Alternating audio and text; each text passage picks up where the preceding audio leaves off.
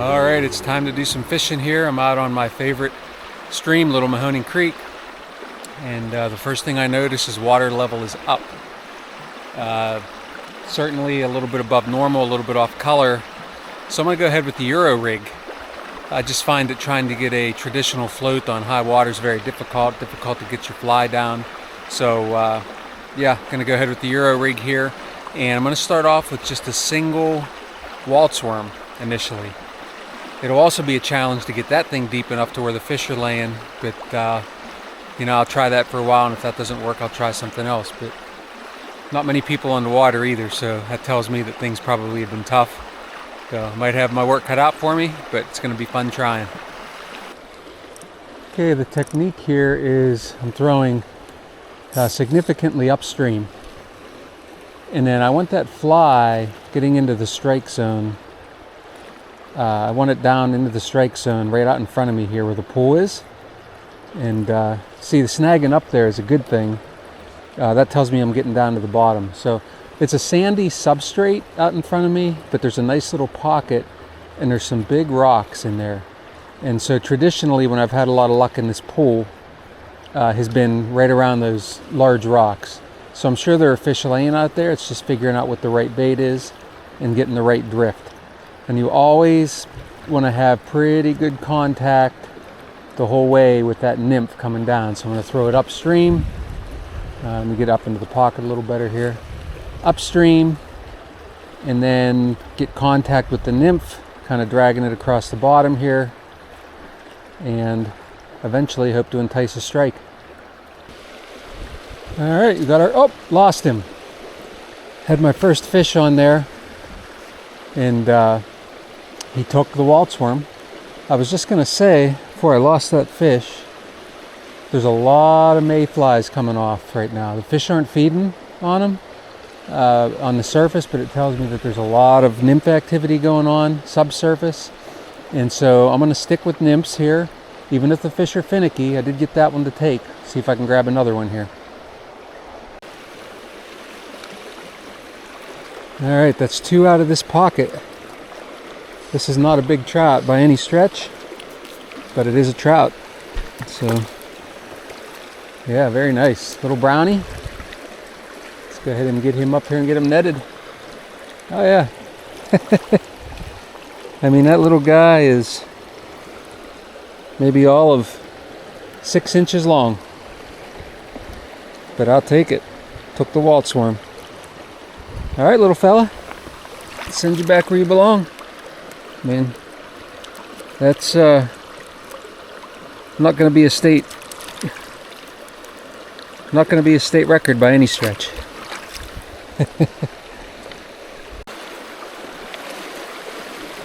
This is a really tricky pool to fish here, but I've had some success. You want to stay out of this middle super fast section. Okay, the fish aren't going to be laying in there, but if you see out at the end of my rod tip, off that log up there and in behind it, that's where I've had most of my luck, all the way down to that big rock. Or on the other hand, on this inside bend where the water slows down.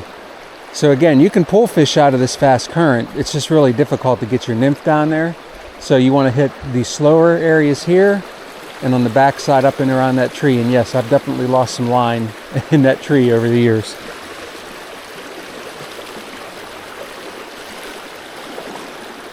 Alright, I'm going to try to show you how to do this here. I'm aiming right up toward that log. So just kind of plop it in. Okay, nymph is where I want it. They're beautiful right here.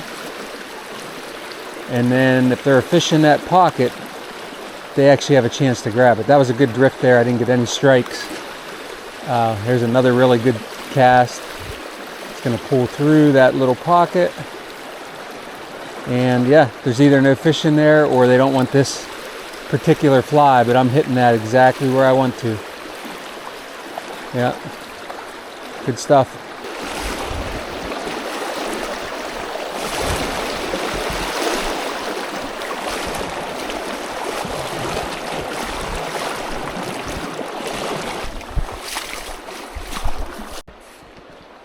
Okay, I had to move to find some slower water.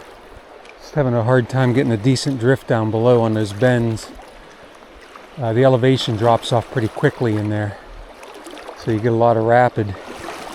This is a hole I've had some success. I'm going to aim toward that large rock and hit some of this slower water, hit that seam. I don't want to go too far though, because there could be fish landing right in here, so I sort of fished my way out to that rock, but I've had most of my success up under that tree in the shadows there. We'll see if today is another one of those days. Take a look at that guy. It's a beauty right there. But again, the fish are not taking them off the top. Okay, time to switch. This is also really just a Walt's worm. Different variation. I had a ton of luck with this fly on the stream last year about this time. It's just a black Walt's worm, silver bead, and some kind of navy blue wire for a rib. It's probably hard to see there. For whatever reason, this was taken heavily last year, so we'll see if it works again this year. I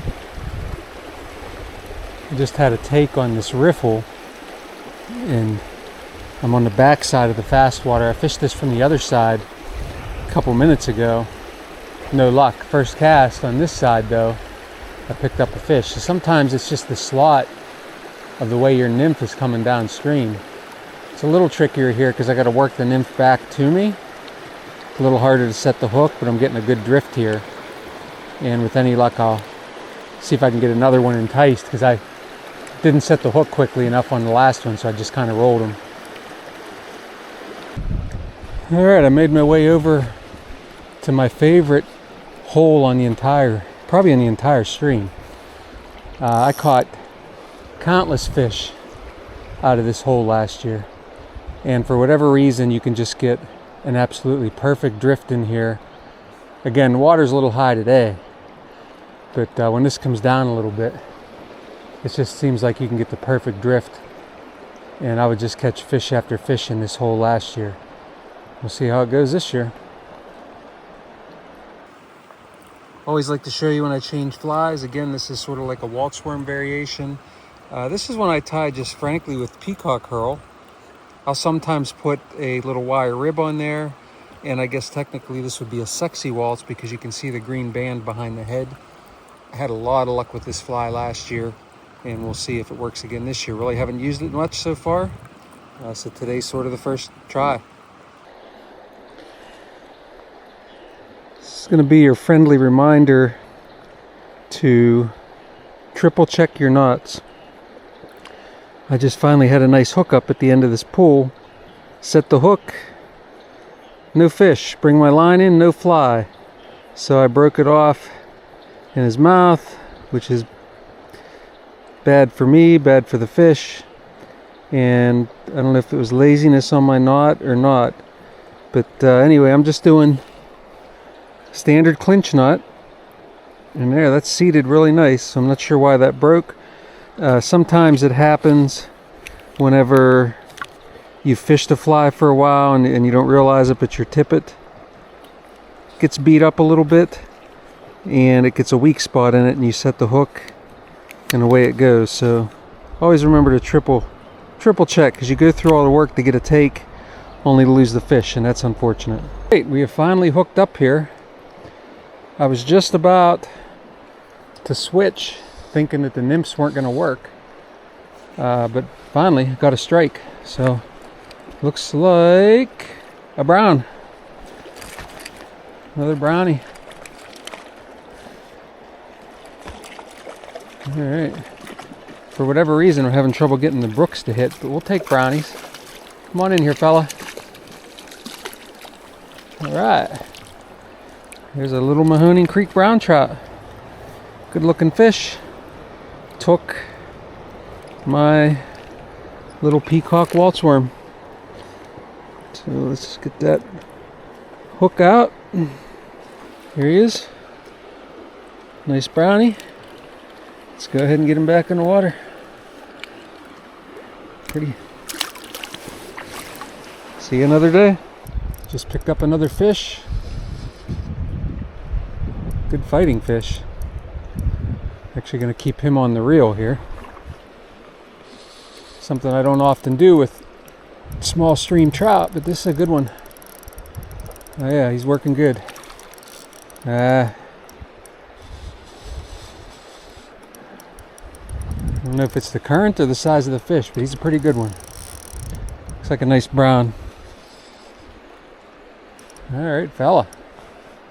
That was a real subtle take too, I'll tell you. I thought I was snagged up on the bottom just in case I set the hook. So we'll work against him here a little bit. All right, come here, fella. Boy, that's a nice looking trout there, boy. Nice looking trout. Oh, and I just lost him. Well, that's just as well. I don't have to handle him. He was a dark fish, and I got to believe that was one from the first stocking back in March. So I'm real happy with that. That was a really nice brown trout. I'm just having a blast so far. I'm not catching fish every cast for sure. They're finicky, but I've hooked several. I've landed a few, not landed a few, and that's okay. You know, I'm okay with not trying to take a fish off every 2 seconds. I like working for them a little bit. But it's interesting, I'm using nymphs, and I think, maybe with one exception, these fish that I'm catching are pretty dark colored. Tells me they probably were from the first stocking. And so they're acting a little bit more like wild trout at this point. Whereas I don't think the ones that were recently stocked are really jumping on the nymphs a whole lot. So I'm going to switch over to a little more aggressive tackle, if you will. So probably a white woolly bugger, see if I can get some action on that. See if I can maybe get a brookie to hit. Everything that I've hooked so far has been a brown trout. So we'll see if we can get one being aggressive here. Okay, I wasn't joking. Here I am, a white woolly bugger. These are pretty effective on newly stocked fish. These fish haven't been in here a week yet. And yeah, it's kind of funny going from a size 14 nymph to this monster. The thing looks huge right now. But we'll give it a whirl. See if we can get one of those brookies. I'd be a little happier if I could net one of those today. There's one on the woolly bugger. All right. I'm really hoping here. I'd like to get a brook trout. That's the one thing I haven't caught yet today. It would make me happy. And we got a brook trout. All right. Come here, little fella. I don't want to lose you. There he is. All right. Finally a brookie. That pretty boy. And the other thing I can tell you about this fish is that's a freshly stocked trout right there. So they're going to be more aggressive. They're going to chase the bigger stuff like woolly buggers. And I got one to bite. All right, good looking guy. Back in with you. There you go. All right, as the sun is starting to set here, I'm getting a little bit crazy. I'm going to go with 2 nymphs here. I'm going to go with a double trouble. It's a variation that I've tied. My own color pattern based off of a great lively legs pattern. And on top, I'm going with a rainbow warrior. A very poorly tied one, by the way. The more I look at this thing, I don't know what I was doing when I tied that. But anyway, it's going to be up top. So we'll go with a double nymph set up here and kind of end the day with this. See what we can do. Oh, nice little brownie. Wonder what fly he took. Oh, lost him. Another one lost today. All right, I was wrong. This will be my last configuration because I lost my entire set after about 3 casts last time. So going with on the bottom there, that'll be my anchor fly. That's my cocoon fly that, like I said, I developed that about 20 years ago. You've seen that one before. And on top, I'm just going with green midge. So gold on the bottom, silver on the top. See what happens. I was just about ready to wrap it up, and thought I'd try a couple more casts, and it's paid off. He wants to run downstream. Alright, looks like probably another brownie. Yep. Alright, good fighter. Alright, got him. Great way to end a day. Nice evening. That's gonna be it. Alright, we'll go ahead and get this guy released. There you go, fella. Yeah, that's going to be it for the evening. Had a real nice time out here. Fish were tough, had to work for them all, but I enjoy that. You know, if you want to consistently catch fish under just about any conditions, one thing I've learned over many years is you can't be a one-trick pony. I used to be a one-trick pony. Could only catch fish really a certain way. I think for today, for example, being able to come in here in tight line or Euro nymph, that made a big difference the way this water is here. And if you don't have that ability, it's one you need to pick up, because it would have been really hard to do just some traditional drifting. But anyway, yeah, caught several fish, browns, and did get at least one brookie, which was cool. And yeah, just a beautiful evening. Pleasure to be out here. Can't wait to come out and give it a shot again soon.